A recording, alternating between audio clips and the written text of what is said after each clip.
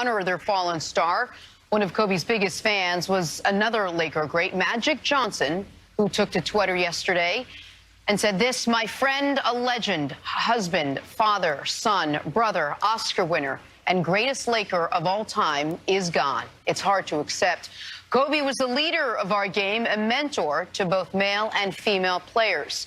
Laker Nation, the game of basketball and our city will never be the same without Kobe. Cookie and I are praying for Vanessa, his beautiful daughters, Natalia, Bianca, and Capri, as well as his parents, Joe and Pam, and his sisters. We will always be here for the Bryant family." Here is more now from Magic Johnson. People are going to miss his smile and just miss him, because Kobe had an aura about him. And Jim, it was like, I thought he was going to live forever. I thought he was invincible. I thought he was, you know, he played like that. He walked like that. He was just a confident young man. And when Jerry West drafted him, I remember him telling us when he went one-on-one against Kobe, against Michael Cooper, that Kobe was the next greatest player to play in the league. And he was 17 years old. He wasn't even 18 yet. And I'm like, what? Are you sure, Jerry? And boy, was Jerry right. He was spot on. And Kobe's name synonymous with the Laker franchise, as you know. How much, Nick, do you think Kobe meant to the city of Los Angeles? The only thing I can compare it to is Derek Jeter to New York, Tom Brady to the New England area. I don't even think Michael Jordan to Chicago, because it kind of feels like the whole country took different parts of ownership of Michael Jordan. And you have Magic Johnson there, who one would argue that as far as guys who started and ended their careers with the Lakers, it's the greatest Laker ever, saying, no, it's Kobe Bryant. And the way Laker fans and the city of Los Angeles were so protective of him. Like, we joke and we talk about, were Laker fans happy LeBron signed there? The reason that was ever even a question was because of the protective nature surrounding Kobe, which, by the way, did not always exist. Like, that was, when the Kobe and Shaq stuff was going on, there were Laker fans who sided with Shaq and were angry if they felt that Kobe had pushed Shaq out. But then over the next decade, the year he averaged 35 and had the 81-point game. Then a couple years later, when he wins wins a league MVP that a lot of people feel was long overdue, and they get to the finals. And then getting the back-to-back championships, including beating the hated Celtics. And then he had like 7 acts. I mean, you could say the Achilles and hitting the free throws would have been his final act, but then his actual final act on the court was a 60-point final game. Those are the things that take you past legend into godlike status. And you still live in Los Angeles. I spent some time out there when the Lakers were at their nadir, and it was still, the Clippers could be the best team in the West, and the Lakers were scuttling along en route to 25 wins. And you go to any bar, any Laker game on, you would have to ask to have the Clipper game put on. And it was because Kobe was still playing. It was Kobe's last year. And so I don't think you can associate one person with one team more so than you do Kobe Bryant with the Lakers. To your point, the Lakers got one of the best players to ever play the game coming to their team in his prime, LeBron. And some of them defaced murals twice because of Kobe. Because they felt, is he going to overtake or compete with Kobe? And I say this in a positive way. There's this cult-like following of Kobe fans, in L.A. mainly, but also throughout the country, that they're ready to fight you if you say somebody was better than Kobe, LeBron, Jordan, whoever. How did he get that? He is, look, Magic, who, like you said, many would say is the greatest Laker of all time. He says it's Kobe, and here's why a lot of people would say it's Kobe. He played 20 years with the Lakers. Magic only played 12 because of the HIV. His career was cut short. But who else could you name? Jerry West only won 1 title and lost 8 finals. Kareem started with the Bucks. Milwaukee. Wilt Chamberlain, only won 1 title, played for other teams. Like, Kobe's Laker resume is the best Laker resume of any player. And that's part of why he has this following like that. And in some ways, it's completely improbable. I mean, Chris, you know this. Kobe's run in L.A. wasn't Dirk Nowitzki's in Dallas. Like, there were multiple times he was gone. Like, he demanded to be traded. To be gone, I remember he talked to Shaq about this a while back. In 2004, he actually demanded to be traded.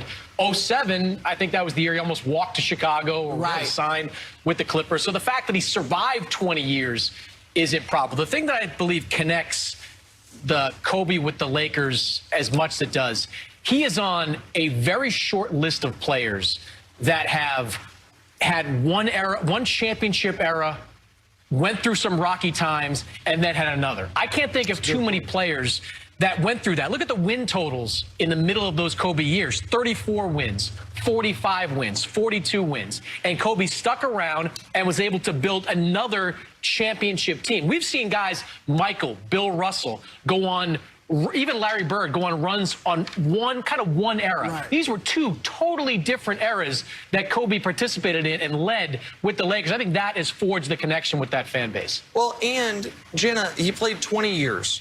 Just pick a number, 1 through 20, and I'll tell you what happened that year. Like, it doesn't pick any one. number? Any number you want, 1 through 20. 12. So year 12, he won his MVP. They lose in the final. They're back in the finals, but that's right after you're talking about when they're down. I think he averaged 30 a game in the playoffs that year. They lose to one of Mannix's best moments of his life, I assume. They lose to the Boston Celtics and KG and Paul Pierce and those. But give me another. Give me one from early on. 5. So that's their second title and a year that people forget.